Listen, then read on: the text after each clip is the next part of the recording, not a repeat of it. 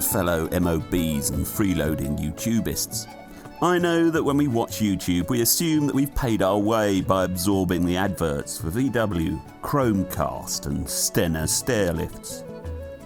You've further swelled the bulging pockets of Google, that is for sure, but nothing comes back towards the bloke who made the films. KeepTurningLeft is now in its 9th year on YouTube, and there are some of you YouTubist freeloading sailors who've spent many hours virtually on my boat. To the profit of YouTube Google AdSense, of course. If you wish to avoid the adverts, the films are all free on my website. They're streamed via Vimeo, where they've been sensitively compressed to look great on your HD TV via the very same Chromecast dongle Google, YouTube and AdSense are pushing at you to buy.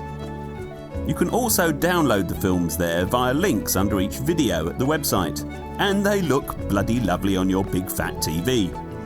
Please feel free to make copies of them on memory sticks and give them to other sailors. I do warn you though that there are PayPal donate buttons on the website that around 5 in 100 blokes click on. That means that 95% of sailing video watchers are carbuncles on the 5% who do stand their round. Never before, in the field of human seafaring, have so many owed so much to so few. Now on with the film.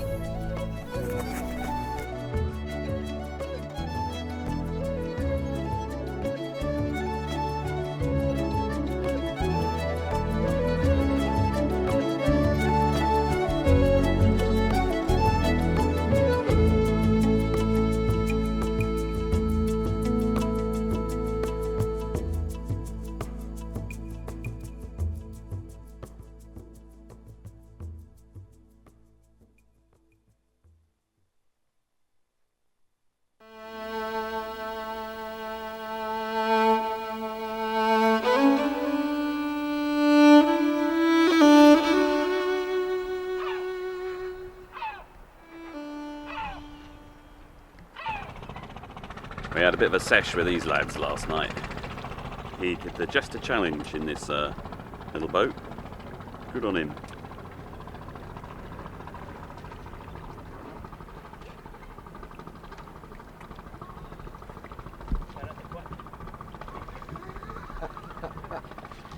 Where's your mankini? Oh, that's for special occasions. This is definitely not a special occasion.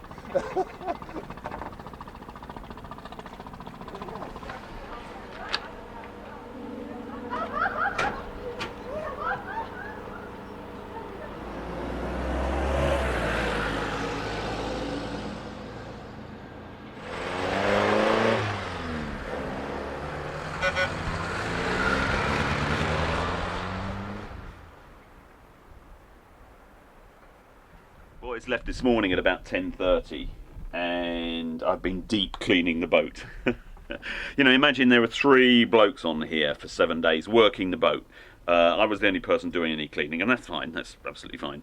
All I was doing was sweeping the floor occasionally, cleaning around the sink, and the other thing I was doing was cleaning the bathroom regularly.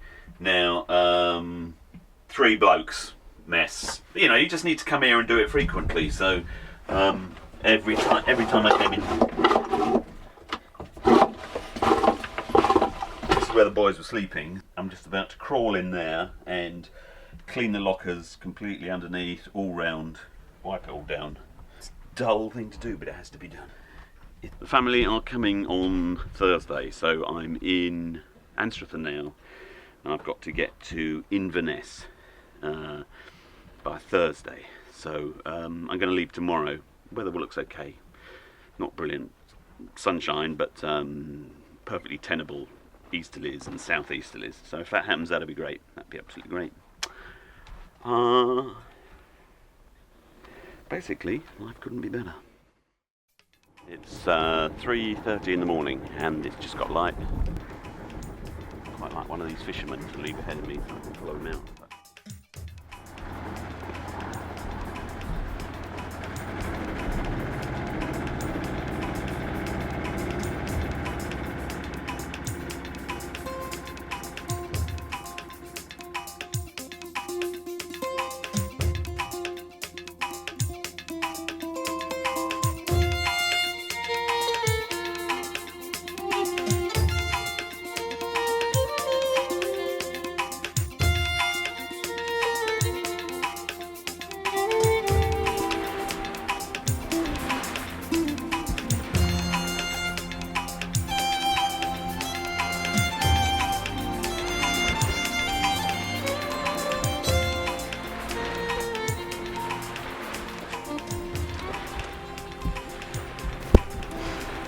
It's a lovely breeze today, beautiful. It's about 4 o'clock and we're making pretty good progress towards Peterhead, where I'll probably stop for the night.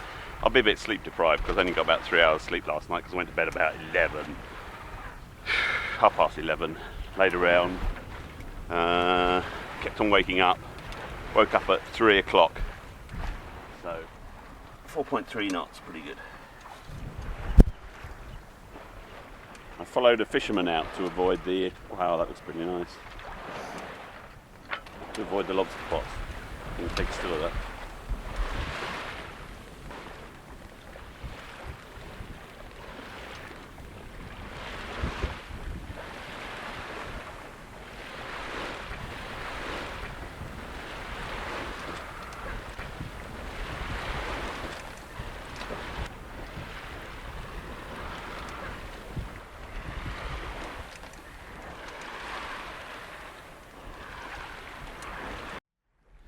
Here I am again fetching, trying to head northwards, and I'm on a fetch again. The blokes in Anstruther said that quite often in May they get a series of northeasterlies, so this is quite normal. They even have a word for it, can't remember what the name is.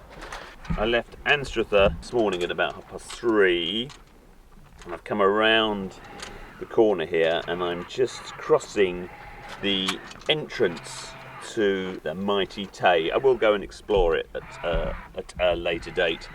I was able to travel with the ebb coming out of here, and I'm halfway across here and now the tide has turned and it's flooding into the Tay, so I'm plugging the tide.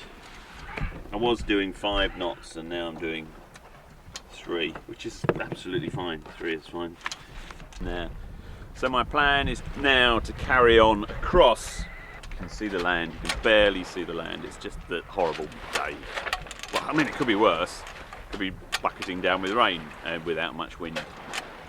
There is a decent breeze, even though it's not from exactly any, well, it's completely the wrong direction. So, once I get out of this tide a little bit, come towards Arbroath, I can come a bit close to the coast and maybe miss some of it. But it all looks a bit boring, really. Here was that. See, there's quite a lot of sea over there, there's sea over there, there's sea over there. So there's some land over there, you can't really see it. There's some land over there, you can't really see it. So I'm going to go and get closer to the land, even though it means messing with the lobster pots. So I'll just keep on this fetch until I arrive at this headland, which is the Deil's Head. Ooh, the Deil's Head. I think that's the Deil's Head there. That's quite nice, which means devil. The Devil's Head. Cool.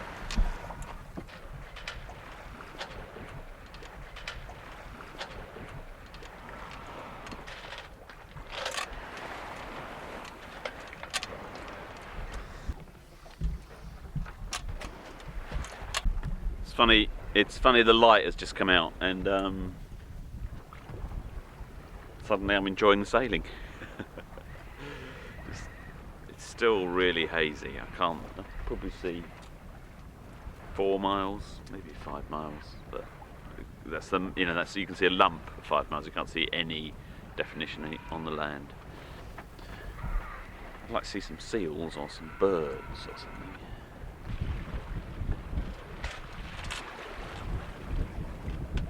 You can see that the little Genoa is occasionally it's filling. When it fills, it puts more pressure on this rope that goes to windward, which then pulls the tiller to windward, which allows the boat drift off to leeward until it starts to feather, and then the pressure comes out of it. So then you get the feedback, and I've got this 3 lines of.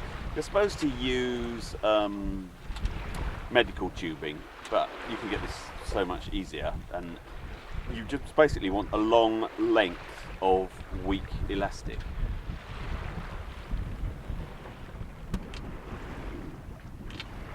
You can see, I mean, she's not really close to the wind, but I want to keep her going.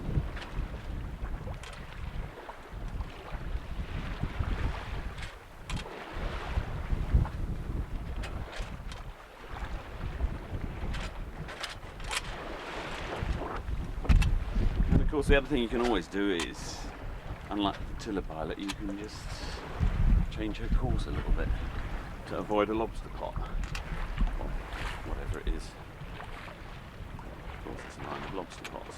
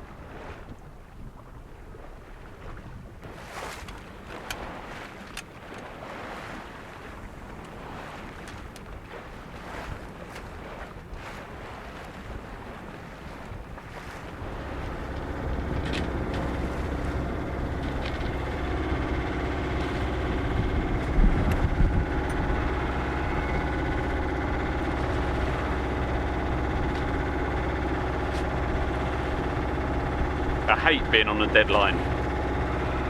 Today you just wouldn't be going north. I mean, but why the hell would you, other than I've got to do 150 miles in 3 days? Even when the tide turns, I'm still going to have to be motoring because it's just absolutely bang on the nose. As bang on the nose as it could be. Tomorrow is supposed to be an easterly. Please let it be an easterly. I would love it to be an easterly, please, tomorrow and the day after, please.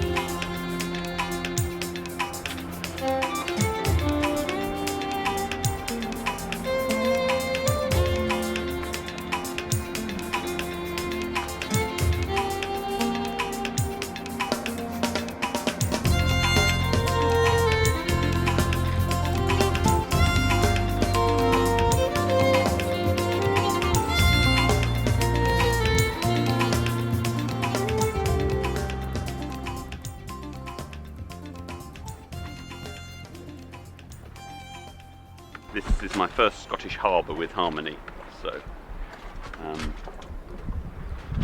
Stonehaven.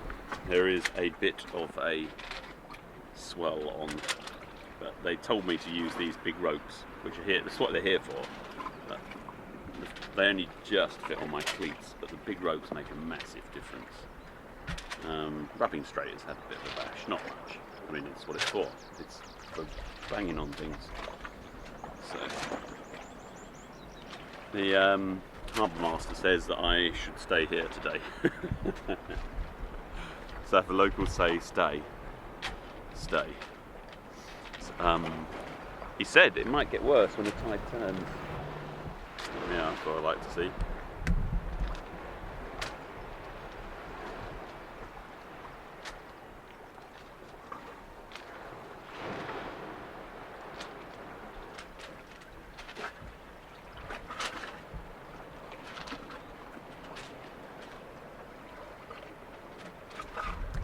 Their big rope fits around my forward cleat, but the stern cleats are too small, so I've done a rolling hitch. So I've still got the advantage of the weight of their rope. I've done this little rolling hitch on here, which seems to work pretty well. It's just a clove hitch and a hitch.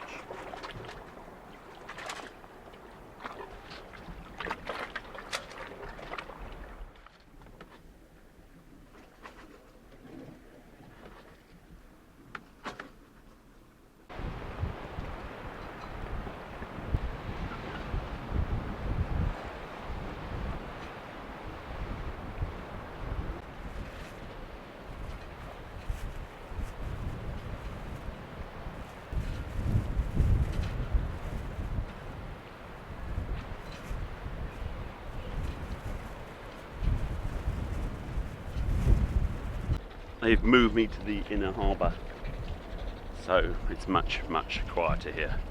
Change of view. This will dry tonight. There's a centaur over there.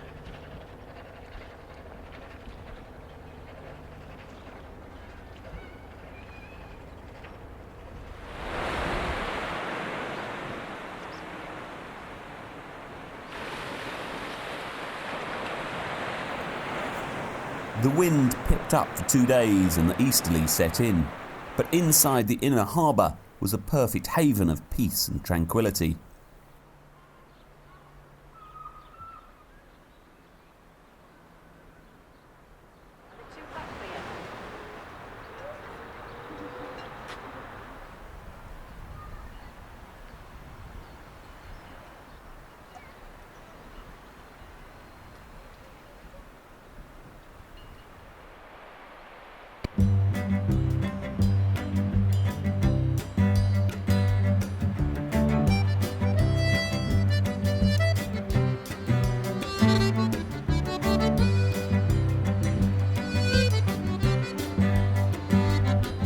Forgive me if the tone of this next film changes. How could it do anything other than be transformed by the arrival of 4 new bodies to sail on Harmony? They had driven the 500 miles up from Buckingham in one go. They burst out of the car, and I confess they went a bit mad.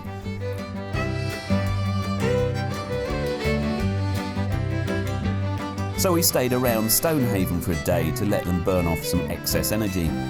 Harmony's normally well-ordered cabin was engulfed in a tidal wave of bodies, bedding, hair and shoes, but it was wonderful.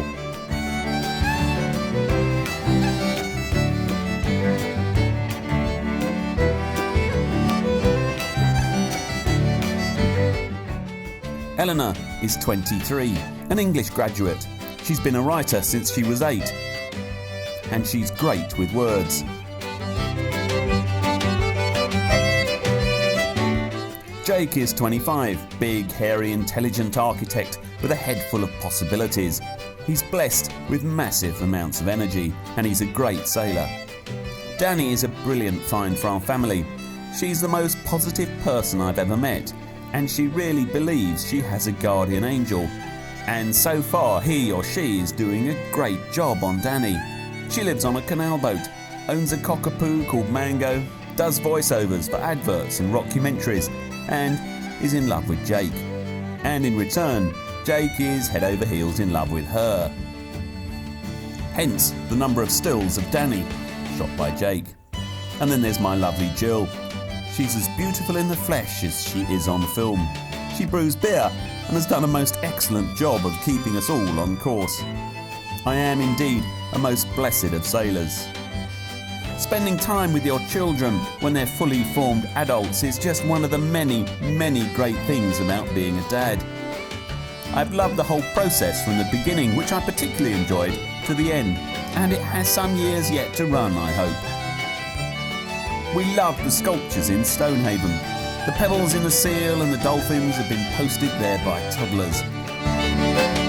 And this fantastic fishing boat sculpture. Look closely and you can see that it is manned by fish who are fishing for men. Pure genius. So we headed out of Stonehaven and had some great coastal sailing.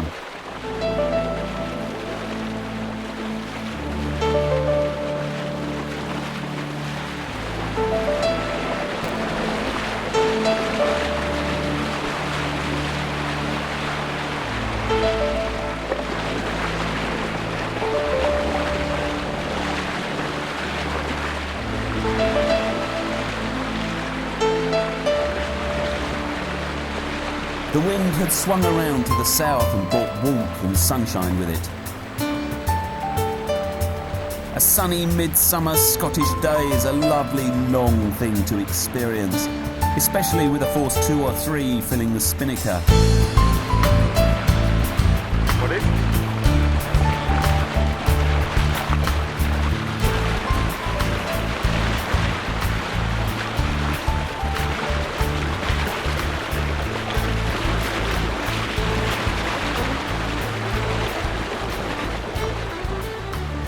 love watching the invisible physics of sailing, to feel the presence of the wind and the way this gracefully clever 4-ton contrivance of plastic and aluminium can turn moving air into forward motion. I'm amazed that others do not gaze in awe at such a miraculous machine.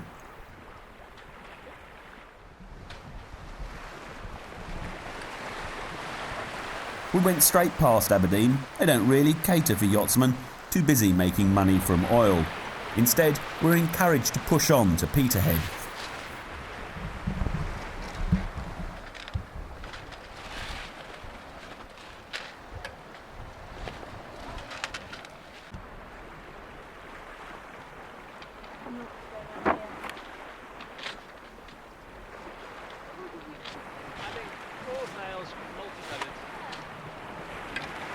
You got eyes full of spinnaker again.